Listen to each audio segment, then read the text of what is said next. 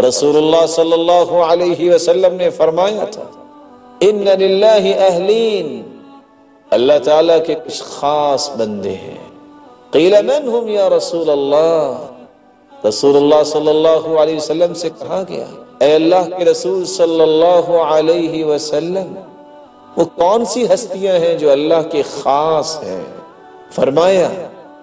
اہل القرآن ہم اہل اللہ وخاصتہ، اہل قرآن یہ اللہ والے ہیں، یہ اللہ کے خاص بندے ہیں۔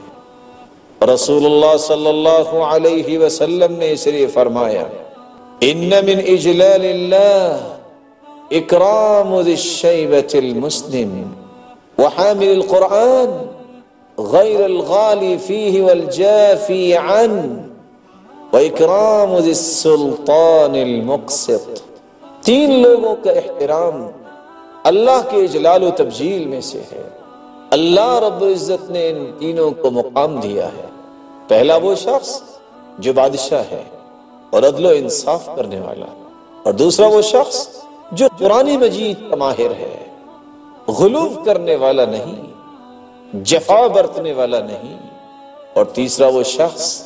جس کو اللہ رب العزت نے بڑھاپے کی زندگی دی اور ایمان کی زندگی دی، ایمان کی حالت میں وہ بوڑھا ہوا، ایسے شخص کا احترام رسول اللہ صلی اللہ علیہ وسلم نے بیان کیا ہے۔ اور رسول اللہ صلی اللہ علیہ وسلم کے صحابہ اس لیے تو کہا کرتے تھے، عبداللہ ابن عمر رضی اللہ تعالی عنہ سے مروی ہے علیکم بالقرآن، قرآن مجید کی تعلیم کو لازم پکڑو، فتعلموہ، خود بھی سیکھو، وعلموہ ابناءکم، اور اپنی اولادوں کو بھی اس کی تعلیم دلواؤ، فإنکم عنہ تسألون، اس قرآن کے متعلق تم سے سوال کیا جائے گا، وبہ تجزون، اور اس قرآن کے بدلے ہی تمہیں اچھا بدلہ دیا جائے گا، وَكَفَى بِهِ وَاعِظًا لِمَنْ كَانَ عَاقِلًا، اور جس کو اللہ نے عقل سلیم سے نوازا ہے اس کے لیے اتنا ہی کافی ہے کہ وہ اس عقل سلیم سے فائدہ کیسے لے، اپنی اس عقل کو اللہ رب العزت کے حوالے کر دے، المنقاد لشرع اللہ، اللہ کی شریعت کے تابع کر دے، اور اپنی صلاحیتوں کو قرآن سیکھنے اور سکھانے میں وقف کر دے۔ رسول اللہ صلی اللہ علیہ وسلم نے اس لیے مدینہ میں جب اسلامی حکومت قائم کی تو سب سے پہلے اس کی اساس میں سب سے پہلا کام جو کیا، آپ کی تشریف آوری سے پہلے مصعب بن عمیر رضی اللہ تعالی عنہ کو بھیجا کہ جاؤ مدینے والوں کو قرآن کی تعلیم دو۔ رسول اللہ صلی اللہ علیہ وآلہ وسلم نے اس قرآن کی تعلیم کے ذریعے ہی صحابہ کرام کی تربیت کی۔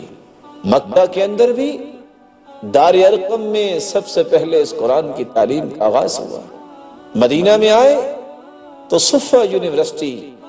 یہ اصحاب صفہ کو جو چبوترے پہ بیٹھنے والے لوگ تھے ان کو قرآن کی تعلیم دی جاتی۔ اللہ رب العزت سے دعا ہے اللہ رب العزت اس قرآن کی تعلیم کو حاصل کرنے اور اس کو عام کرنے کی ہم سب کو توفیق عطا فرمائے،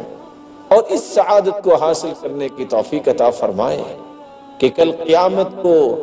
ہماری اولادیں ہمارے لیے صدقہ جاریہ بنے، جن کو ہم نے قرآن کی تعلیم سے آشنا کیا ہو، اور ان کو قرآن کی تعلیم دلوانے سے ہمارے سروں پہ بھی اللہ رب العزت وہ وقار کے تاج رکھے جس کا اللہ نے وعدہ کیا ہے۔ ان اللہ لا یخلف المیعاد، اور اللہ اپنے وعدے پورے کرنے والے ہیں، وعدہ خلافی نہیں کرتے۔ انہ کان وعدہ مأتیا، اللہ کے وعدے تو پورے ہونے والے ہیں، پورے ہوئے ہیں۔ اللہ رب العزت ہمیں قرآن مجید کی دولت نصیب فرمائے، اور کل قیامت کے دن صاحب قرآن کی رفاقت نصیب فرمائے، اور اپنے دیدار کو مستحق بنائے۔ وآخر دعوانا ان الحمد للہ تبارك الذي نزل الفرقان على عبده ليكون للعالمين نذيرا.